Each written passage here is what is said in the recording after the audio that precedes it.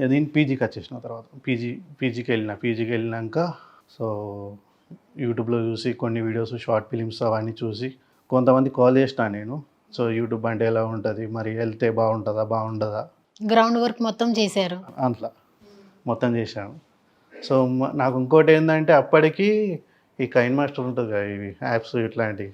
So వాళ్ళ editing వచ్చు, editing మెయిన్గా నాకు ఎడిటింగ్ అంటే పిచ్చి. ఇట్లా చిన్న నోకియా ఫోన్ నుంచి అప్పటి నుంచి నాకు ఫోటోలు ఎడిటింగ్ చేయడం. నోకియా మొబైల్లో ఎడిటింగ్ వచ్చండి. అది ఫోటో ఎడిటింగ్ ఉంటుంది, పక్క పంట కట్ చేసుకొని లేయర్ కట్ చేసి పెట్టడం కదా, అట్లాంటి ఎడిటింగ్ ఉండే.